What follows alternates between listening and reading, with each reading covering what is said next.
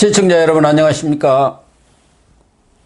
4월 16일 시사정담 시작하겠습니다. 시청자 여러분, 윤석열 대통령 당선인이 파격 발탁한 최측근 인사 한동훈 법무장관 후보자는 연일 인터넷 실검의 상위에 오르는 등 그야말로 신드롬 현상이 일어나고 있는 것 같습니다. 반면에 40년 지기인 정호영 보건복지부 장관 후보자는 아들, 딸의 경북대 의대 편입을 둘러싼 의혹이 전방위적으로 확산되면서 낙마유기에 몰렸습니다. 이창섭 전연합뉴스 편집국장님과 자세한 내용 알아보도록 하겠습니다. 이 국장님, 네. 지금 한동훈 법무장관 후보자, 한 후보자에 대해서는 뭐 그동안에도 많은 고초를 겪었다고 해서 국민들로부터 뭐 동정을 많이 받았었는데, 이번에 장관 후보자가 되면서 이른바 리틀 윤석열이다, 이런 말까지 나올 정도로 아주 국민들의 뜨거운 관심을 받고 있어요. 그래갖고 SNS상에 난리가 난 것 같아요. 왜 그럴까요? 일단 이제 통상 이제 우리가 알고 있던 검찰하고는 달리 사실은 이 친구가 원래 이제 검사로 있었으면 지금 한참 수사하고 밖으로 사실은 언론의 스포트라이트를 받을 그런 타이밍이 아니거든요. 그렇죠. 예. 그런데 이제 그동안 이제 그 추미애 건하고 여러 가지 있으면서 이제 언론의 이제 중심에 섰고. 네, 그렇죠. 그다음에 지금 이제 최연소 법무장관 후보자가 돼가지고 이제 완전히 그냥 미디어의 스포트라이트를 받는 거 아니에요. 그렇죠. 일단 봤는데 보니까 일단 스타일부터가 이제 완전히 신세대예요. 그렇더라고요. 패션도 뭐 코트도 제가 입은 거 보니까 상당히 패션 모델 같은 코트를 입었고. 그랬어요. 그 코트가 지금 불티나게 팔려나간다는 거예요. 안경도 특이하고. 그 지난번에는 뭐 16만, 스카프, 가방 16만 원짜리 스카프를 했다는데 그 스카프도 상당히 좀 이렇게 화려하고. 통상 이제 그 우리가 알던 어떤 이제 그런 사람과는 다른 모습을 일단 보여주는 게 있고요. 그리고 이 사람 자체가 사실은 이제 어떻게 보면 그 세대도 다르고, 그 다음에 성장 배경도 다르고, 지금 우리가 기성세대가 갖고 있는 또 기존의 그 어떤 우리 뭐 장관 후보나 조국하고는 또 다른 의미의, 조국은 뭐 잘생기고 미남이고 그렇죠. 이런 스타일인데 여기는 원래 유명 인사였고 완전히 다른 형태로 이제 주목을 끄는 것 같고요. 그럼 제가 이제 연합 그 편집국장 할 때 사실 박근혜 그 이제 탄핵과 관련한 삼성그룹과 관련된 수사 한참 진행될 때 이제 편집국장한테는 그 정보보고가 올라오거든요. 그렇죠. 그러니까 정보보고 제가 받아보니까 한동훈이라는 이제 젊은 검사가 하나 있는데 이 친구가 이제 특검에 파견이 된 거예요. 수사를 하다가. 근데 거기 가서 이제 계속 그냥 엄중한 수사. 다 잡아넣자. 이재용도 다 잡아내야 된다. 박근혜도 막 왕창 그냥 인정사정 수사 이런 주장을 한다는 거예요. 아주 독종으로 알려졌죠. 완전 독종으로. 한동훈한테 걸리면 뼈도 못 추린다는 말이 있었죠. 그래서 이제 다른 그 좀 그래도 이제 아무래도 이제 고위직으로 올라가면 약간 정무적인 걸 감안하게 되잖아요. 근데 이 친구가 하도 이제 그 수사를 세게 하자. 수사주의자. 어떻게 보면 검찰주의자인 거죠. 그래서 이제 뭐 이제 선배들 같은 또 검찰 동료들을 좀 곤란하게 했다, 이런 얘기를 제가 들었어요. 그래서 어떤 친구가 제가 들여다봤더니 현대고등학교, 강남에 있는 현대고등학교를 나왔고 서울대 이제 법대에다가 학생 때 사법고시가 붙었고, 그다음 미국의 이제 콜롬비아 대학이라고 뉴욕에 있는 아주 이제 명문 사립대학이죠. 거기 가서 LLM이라고 이제 그 1년짜리 보통 단기로 하는 외국에서 그 법률가의 자격을 가진 사람들이 미국에서 하는 공부가 있거든요. 법학 석사라고 그러는데 그거 이제 받아서 그러고 나면 이제 그 콜롬비아 대학에서 연수를 하고 한국이나 다른 외국에서의 그 로이어 자격이 있으면 미국의 그 뉴욕주 바 시험을 볼 수가 있어요. 근데 이 친구는 이제 그것도 본 거예요. 그래서 미국 변호사 자격도 이제 뉴욕주 변호사를 갖고 있는 거죠.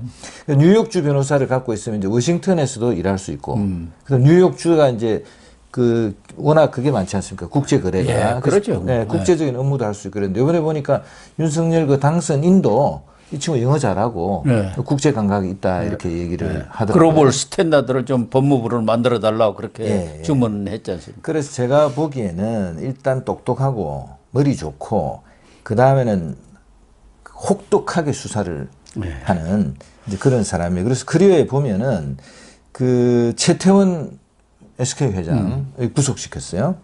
이 사람이 수사를 해서 그 론스타 수사라고 론스타가 론스타. 우리가 이제 외환은행을 인수하면서 사실은 그때 이제 뭐 특혜를 줬냐 안 줬냐가 엄청난 수사가 있었습니다. 그때 론스타 수사를 했고요.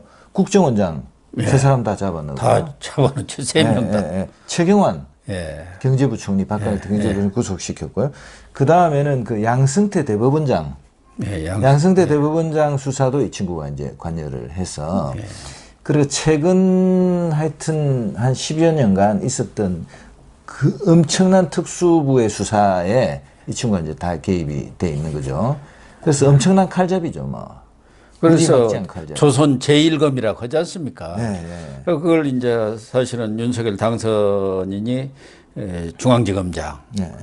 그 이전에 특검의 수사팀장, 그때부터 쭉 같이 해온 것 아닙니까? 검찰총장 때까지. 그렇기 때문에 어떻게 보면은 윤석열 당선인의 분신이라고 할 정도로 뭐 최측근 인사를 넘어서 분신이라 할 정도로 그런 끈끈한 관계를 유지해 왔던 것 아니겠습니까?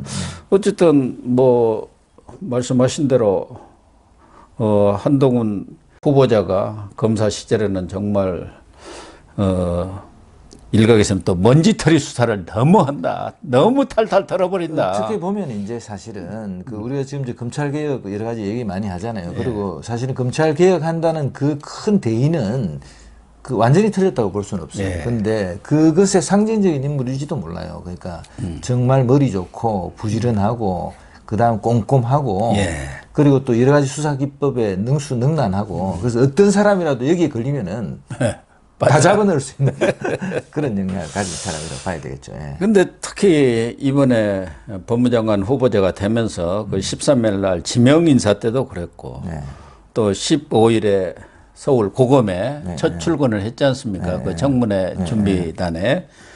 그때 그 기자들한테도 정말 다른 장관 후보자들에 비해서 거침없는 그런 언사를 쓰더라고요. 그런 것들도 아마 우리 국민들한테 상당히 이렇게 각인이 됐다 할까? 그런 것 같아요. 그러니까 일단 기본적으로 제가 볼 때는 이 이제 한동훈 그 후보자가 하여간 은변도 탁월하고 말도 잘하고 뭐 똑똑한 것 같아요. 그래서 일단 뭐 이제 우리 저 금수한박 이 법률과 관련해서도 뭘 잘못했게 야반 도주하려고 하느냐 이렇게 그러니까 되차게 세게 얘기하고요.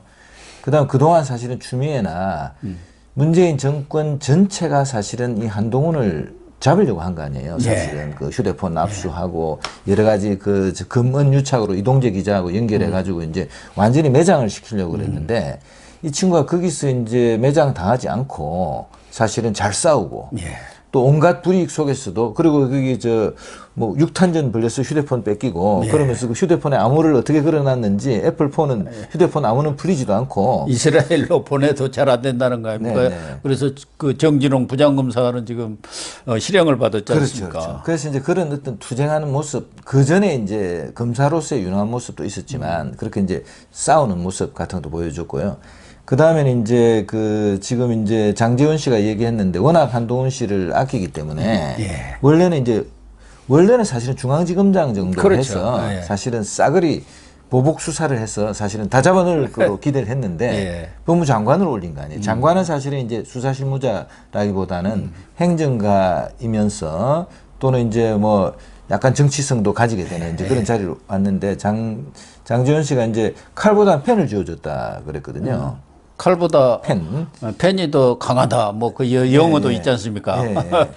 그래서 제가 볼 때는 윤 당선인 얘기도 들어보면 이제 이 한동훈이 수사만 잘하는 게 아니고 여러 가지 기획과 아마 그 검찰을 하면서 사실 수사할 때도 수사를 또 기획하기도 하고 전체적으로 이 프레임 틀을 짜기도 하고 이래야 되거든요. 그리고 그 대검에는 여러 가지 행정 기능도 있지 않습니까? 기본적으로 그 검찰 자체가 하나의 행정부의 한 파트이기 때문에 법무부에서도 검찰과장을 했으니까. 네네. 그래서 아마 행정력으로도 탁월한 어떤 역량을 보인 것 같아요. 그래서 제가 볼 때는 이제 법무부 우리가 이제 우리가 이제 그 수사 시스템 또 사실 업그레이드 해야 되는 엄청난 변화에 있기 때문에 아마 거기도 이제 잘 할 거라고 보고 여기를 맡긴 것도 있고, 그 다음에는 제가 볼 때는 지금 현재 우리가 이제 17명입니까? 우리 장관 후보자 발표했는데 18명 발표했는데 이게 신의 다른 거 뭐 눈에 보이지가 않아요, 사실은. 지금 전부 블랙홀 비슷하게 돼버렸어요. 예, 이슈도 그렇고 또 뭐 이 18명의 오히려 총리 이상으로 전부 스포트라이트를 받고 있지 않습니까?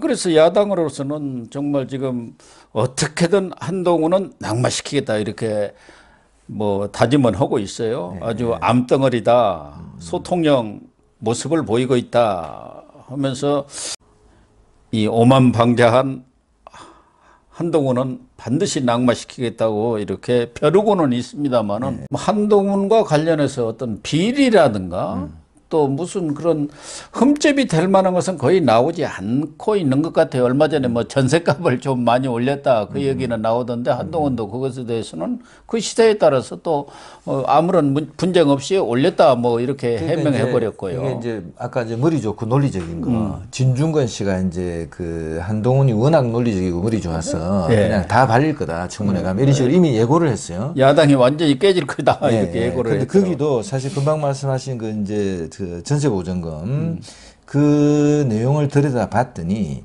이게 원래는 이제 우리가 임대차법 보호법이 개정되면서 이제 5%만 이제 그 임대를 갱신할 때 올릴 수 있게 돼 있는데 43%를 올렸어요. 삼풍 아파트 전세금이 12억 2천 하던 거를 17억 5천으로 올린 거예요. 사실은 이게 이제 이 액면만 표면만 보면은 이게 이제 임대차 법을 위반한 거 아니냐, 갑질한 거 아니냐 이제 이런데 이게 해명이 뭐 물론 사실이겠기도 하겠지만 해명도 기가 막히더라고요. 왜냐하면 임대인이 이제 저 임차인이 이제 그냥 스스로 그냥 다른 데 가겠다고 그냥 간 거예요. 갔다가 다른 데 집을 찾아보니까 다 전세값이 비싸고 그다음 원래 있던 데보다 못해서 삼풍백화점에 도로 오겠다. 이렇게 이제 온 거예요.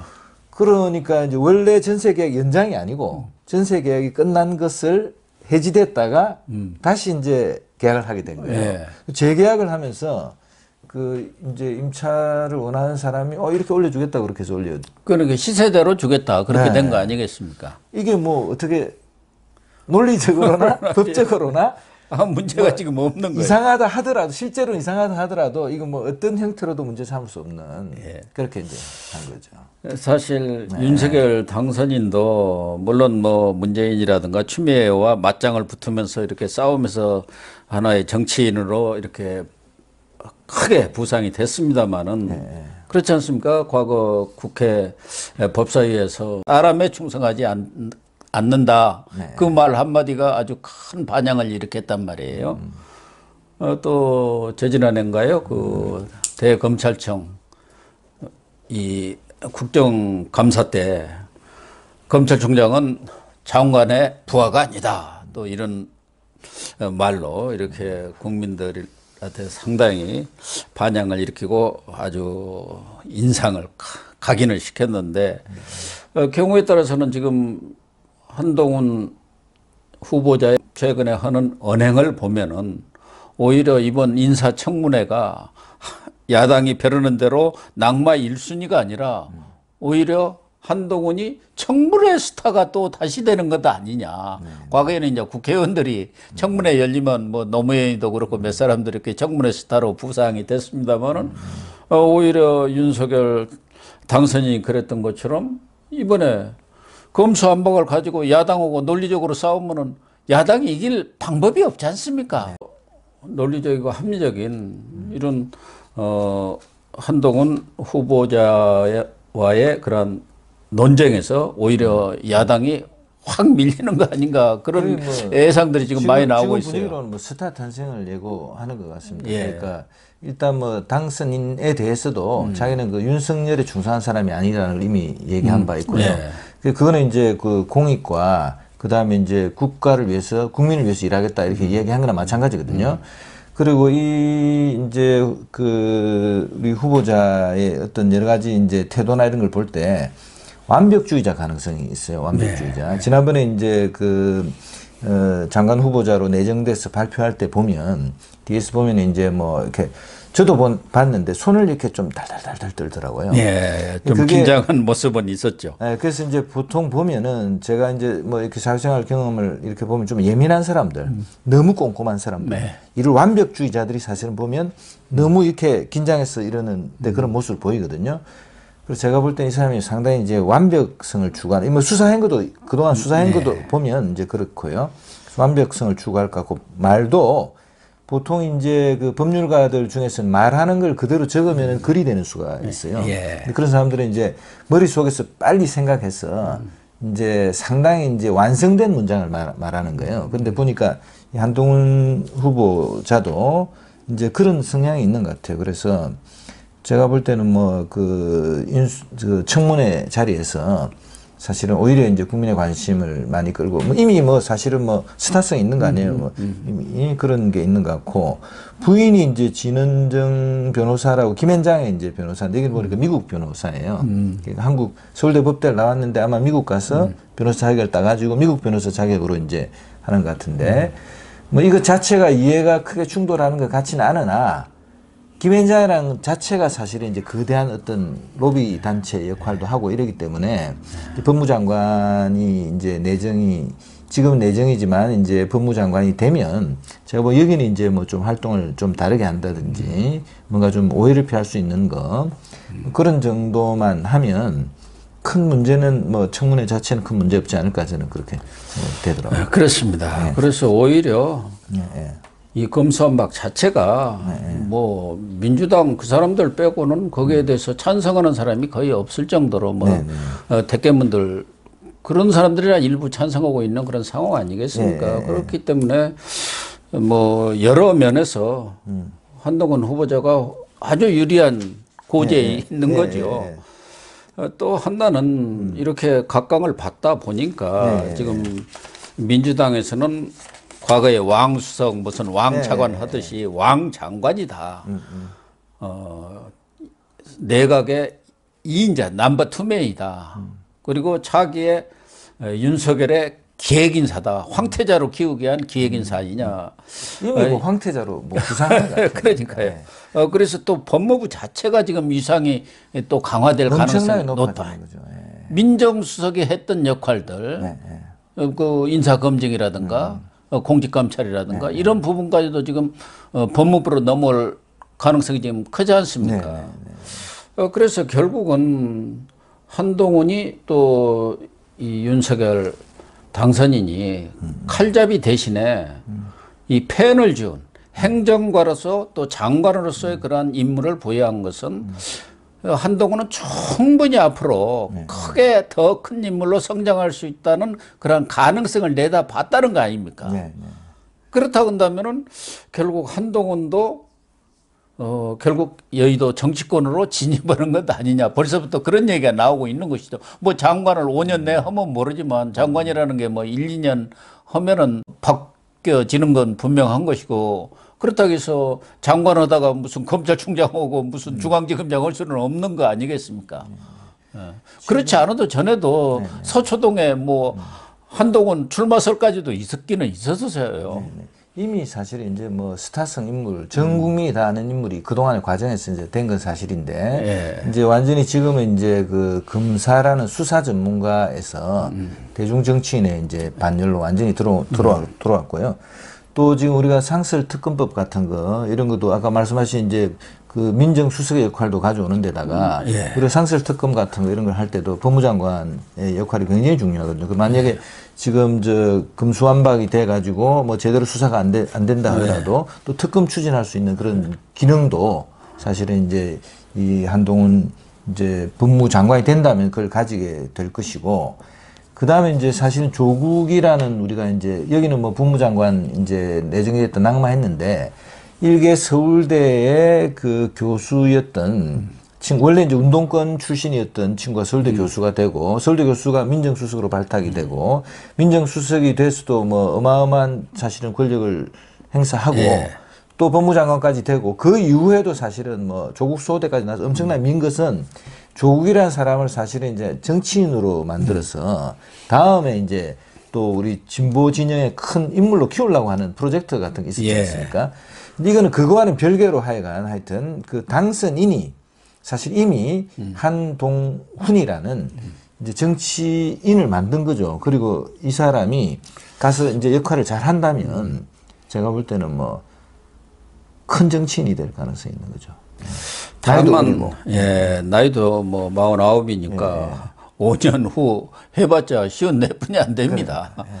뭐 여러 가능성들은 많이 있는 것은 사실인데 과거에도 저 MB 정권 때도 박형준 차관이라고 있었지 않습니까? 왕수석이다, 뭐 왕비서관이다, 왕차관이다 했고 또 박근혜 전 대통령 시절에도 우병우 민정수석 이런 사람들이 실권을 장악하고 있었지만 결국 그 말로가 썩 아름답지는 못했던 거란 말이에요. 그러니까 이렇게 권력이 쏠리고 힘이 막강해질수록 그에 대한 견제 세력도 많이 생기지만 경우에 따라서는 본인 스스로가 그 권력에 눌려버리는 그러니까 그 권력을 과하게 누리다가 뭐 조국도 비슷합니다만은 그런 걸 좀 타산지석으로 분명히 삼아야 하지 않겠느냐 그런 생각은 들어요. 미리 우리 한동훈 후보자한테 이런 점에 대한 어떤 인식이랄까 그런 것들이 좀 있었으면 하는 것 같습니다. 제가 볼 때도 최근에 언행이 좀 과한 것 아닌가. 어쨌든 후보자 입장이고 또 국회 뭐 야당이 지금 어떻게 보면은 좀 민심과 역행되는 일을 한다 하더라도 거기는 국민의 대의 기관인데 깔아 뭉개는 듯한 그런 언행을 하는 것은 좀 위험스럽다. 그런 느낌을 저는 좀 받기는 합니다. 네, 뭐 어르신 지적입니다.